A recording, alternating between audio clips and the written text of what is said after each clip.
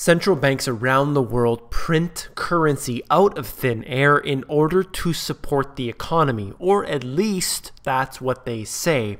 But right now, these central banks are losing control as the economies around the world are dying. You came here for the truth, so let me unveil that for you. Let's get into a bit of information here. The first one I want to discuss is the petrodollar exports to be negative in 2014 for the first time in 18 years. That is an extremely important piece of information here. The chart is out of BNP Paribas, but the information comes from Reuters here. But I just wanted to explain to you how the petrodollar is so important to the US right now. Many don't know, but essentially what happened is a deal was set up many years ago for Saudi Arabia to trade its oil exclusively in US dollars in exchange for a protection of their oil fields. Just like any other mafia, you set up these protective barriers, so-called protective barriers for your clients, and then you will make sure that nothing bad happens. Of course, we all know what's going on there, but regardless, if the petrodollar loses its strength, this means one of the possible catalysts for a destruction of the US dollar hegemony. And people will say, no, this is impossible, this is not going to happen. But we can see right here the weakening of the US dollar in one way. Of course, when you rate one currency versus another, you could say, look how strong the US dollar is right now. It's up against all of these other currencies, the Ukrainian currency, you look at it against the yen, you look at it against all these other currencies, and yes, it's doing well, absolutely. But look at it against real goods and you see a very different story. If you can tell me that your food prices have been declining, please let me know what area of the world you're from, because we all need to move there. That's the way this works. You look at a devaluation of currencies worldwide, they're all in a race to the bottom.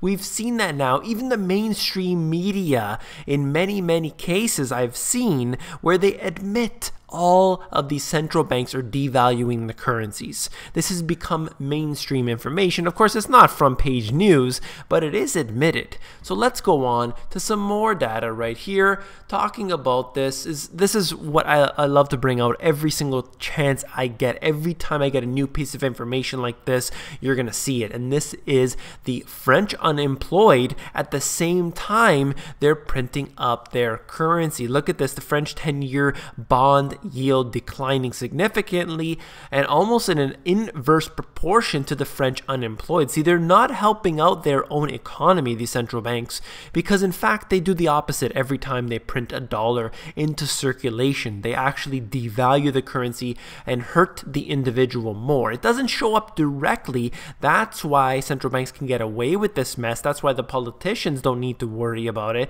And that's why the individual citizen will fight tooth and nail to deny that this could be happening. Their government that they voted in. Remember this, every time you vote in somebody, you're basically going to protect that person from any sort of bad mouth that some criticism that they might receive. This is what's happening. It's called the normalcy bias, and they will do anything that they can to protect them. Then we go one step further into what's called the Stockholm syndrome, and for those who don't know, essentially they'll actually fight for those who are holding them captive because they need to keep that belief system that everything is going to be okay. They don't want it to change. They're comfortable, so comfortable in fact, that even though they're being hurt, they're willing to believe that this person will help them eventually. This is this kind of sick behavior that has been going on right now.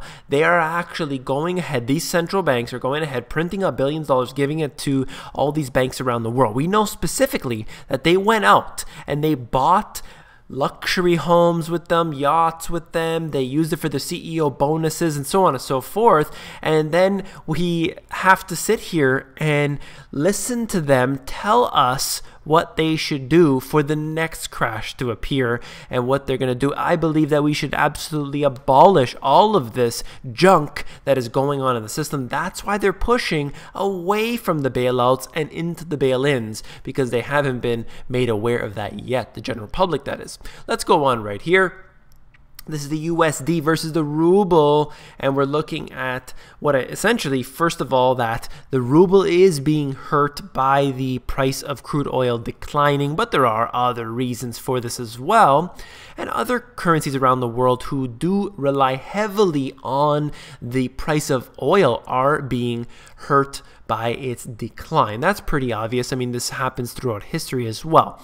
The reason I mention this is that what we had previously in this previous financial crisis, we had a massive decline in the price of crude down to approximately $35 a barrel. And you saw where the stock market went. It could certainly head in that same direction right now. The markets are not, I repeat, not prepared for such a decline. Now, this is a very important indicator of a struggling economy when you have the price of oil down significantly and they can't capitalize on that by making transportation cheaper and so on and so forth. That's the way it should work. It should be basically more beneficial to businesses to have oil being cheaper all down the line. Our food prices should decline. Gasoline prices should be declining dramatically, but of course, not going to happen. You saw it just a few years ago, and you're going to see this again if crude prices do decline, and they have declined very, very much over this recent times.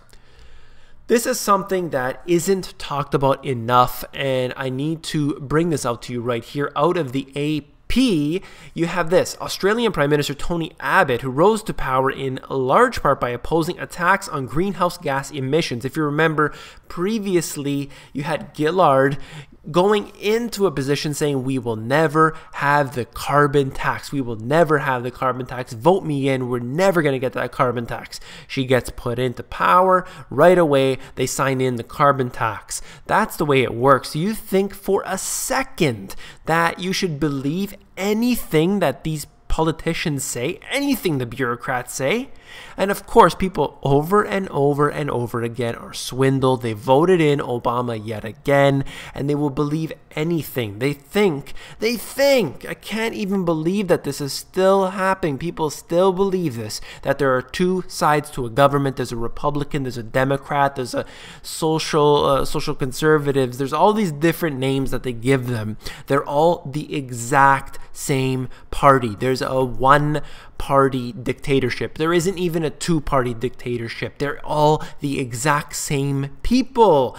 There is no different sides to it. They're all against liberty. They're all against freedom. They do not fight for individual liberties. It doesn't matter what side they're on. It's all fake. This is all, professional wrestling. This is all acting. This is a soap opera being played out in front of the public, and the fools are exactly that, fooled by it. I can't believe I have to sit here and listen to this in the mainstream media particularly, and then you hear it in public in conversations you have with other people, and they're thinking, well, I voted him in and I think he's going to do a great job this time around. He's not going to, that other bum that we had in power before, oh, he sucked. I hate those Republicans, and we'll get the Democrat in, and he's gonna fix everything. He's saying that he's gonna lower taxes and he's gonna get businesses going and blah blah blah. You've heard it all before. It doesn't work like that.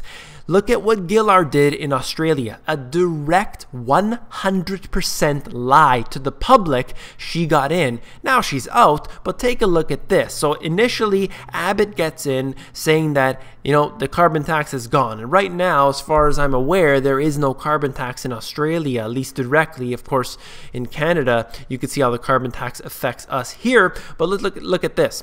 Is finding his country isolated like never before on climate change as the US and China, yeah, right, and other nations signal a new momentum for action. So they're pushing them, supposedly pushing Australia, look guys, you better get onto this whole carbon tax thing. We don't want any pollution in the air. We can't handle this pollution in the air. You need to do your part. You need to impose a tax on people that is going to somehow prevent carbon emissions. And all it does is fund and fuel the businesses that are behind these carbon taxation schemes. Many have said that the Rothschilds are behind that. Let's not even go there. Let's just look at the fact that some people somewhere are benefiting from carbon taxes. And it isn't our individual governments, as they like to say all the time. It is not that at all. It is specifically businesses, corporations, these mega corporations that find themselves in control of all these governments. They are the ones making money. And here it is yet again, Australians. I know that I have many Australian subscribers. Look out for the carbon tax. Do not allow this to happen to your country yet again. I'm rambling. I need to move on very quickly. Here is this out of CNS News, an excellent website. Lots of information on here. And essentially what happened was they had the daily Treasury statement talking about the amount of debt, and let's just show you this for a second. Here is the actual document. Remember, I always show you the actual documentation. I put it in the description below so you can search it out for yourself. So this is it right here, but it's a little messy to look at, very hard to see from the screen. I'm going to go back and just show you CNS News, where they said this: the US Treasury has been forced to issue $1 trillion in new debt since fiscal 2015 started just 8 weeks ago in order to raise the money to pay off the Treasury securities that were maturing and cover new deficit spending by the government. 8 weeks, already $1 trillion in new debt. That's the way this system works. When I talk about debt collapsing the nations across the world, I consistently, and this is beyond all else, consistently have people say, it's manageable. What are you talking about? This debt is manageable. It's nothing. Don't worry, the US can print the money. The US has the petrodollar, and so on and so forth. But all of that is coming to an end right now, and then I'm showing you the actual statistics right from the government website, and yet you still have deniers. It is very, very sick to believe that they can't even look at the actual statistics and put 2 and 2 together. This is very simple. Let's look at this. Connected in with that, fight brewing over Social Security benefits for illegal immigrants. And President Obama said it's not amnesty. You can read the article for yourself, watch the video as well, but no need to watch this right here. You'd be better off watching what Mark Faber said is more informative, and that is Lady Gaga, because whatever he says is actually not real. Every time he says something, just like Gillard said only a few years ago, we know specifically it is the exact opposite. It is not the truth. So what is exactly the problem with Social Security? I got into it in my book. Let's just briefly cover that. After the real estate bubble crash in 2008, the U.S. government took on the 2 largest mortgage companies, Fannie Mae and Freddie Mac. They also bailed out countless companies by distributing multi-billion-dollar packages. And you can go into the unfunded liabilities, and this number, depending on what you include, I've seen many estimates going well over 100 trillion. That's right, over $100 trillion that the US government owes. That is larger than the GDP of the entire world.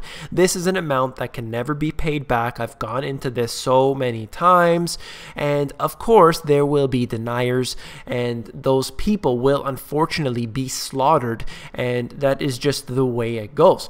But see, the reason I mention this about the Social Security is that the government cannot handle any more. The government is already overburdened, and essentially what they've done is it's as if a person is drowning, and instead of handing them that life jacket, they're being handed a ball and chain, and then they will be sinking very, very fast. Let's look at this right here, how you have this great disparity that has been growing. I always talk about this, the rich getting rich, the poor getting poorer, and here it is. Art is no different. You could look at different sides of these statistics. I show you how the yacht sales are increasing, the big yachts that is, and then you look at the very, very high end of the cars, you look at the new home sales in Manhattan and other areas, and you see this as well. Art saying this, 76% of these, in the survey said collectors viewed art, at least in part, as an investment.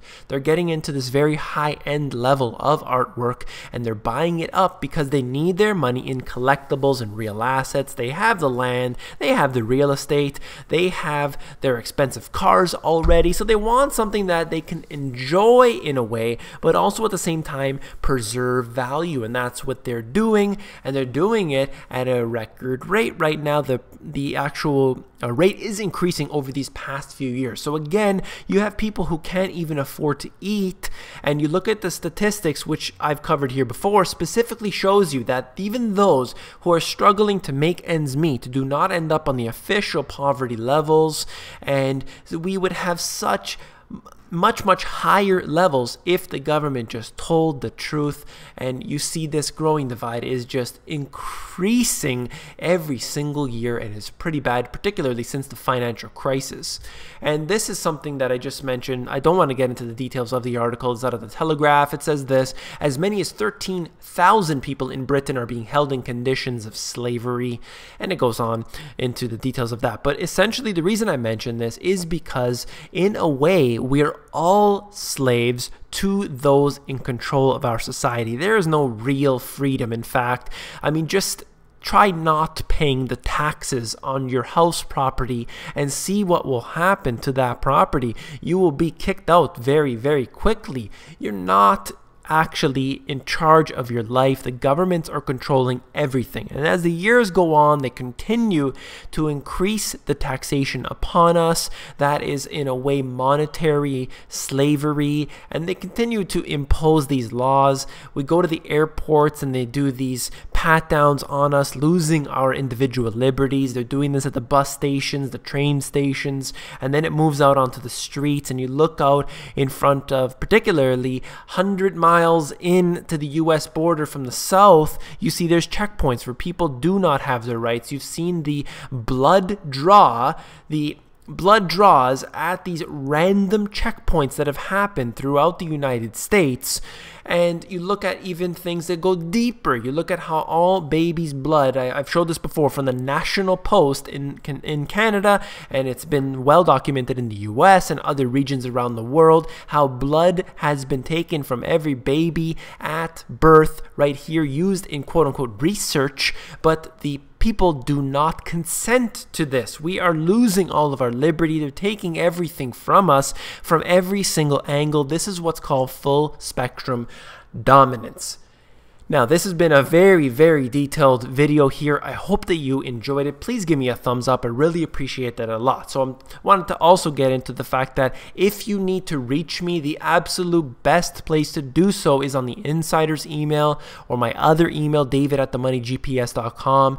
Sometimes it's just extremely hard to get back to people on things like Facebook and Twitter and the private messages through YouTube. I just often do not have a chance to reply back to those. It takes me up to a month in certain cases to reply to that. If you want to get me and really have a question for me, please just email me. I promise I will do my very best to get back to you within a day or 2 or 3. And this is very important to me. A lot of these people on these channels out here, they don't even reply to any of the comments that they do. They do not address their subscribers at all, but I feel that this is the exact opposite reason of why we should have a YouTube channel. That's why I have a YouTube channel, is to share this information with my subscribers. It has nothing to do with some sort of egotistical reason or monetary benefit or anything like that. I don't understand why there's a lot of these people out there who will not reply to the questions that their subscribers are asking. It's actually quite silly when I see this. So I hope that you will continue to ask me questions. I really appreciate it a lot. I'll do everything I can. I'll search as far and wide and as long as it takes to find the information that you guys need, you guys are requesting, and I will bring out future videos, future documents, and things that we need to learn more, to have that knowledge, because as they say, knowledge is power. That is very true. I certainly believe that. And that's it. I've rambled on enough for now, and I would hope that you will become an insider. The Insiders is where I give out all my best intel for free. That is available at themoneygps.com. Scroll down to the bottom, fill in your email address, and you get occasional emails from me with good, short, concise info.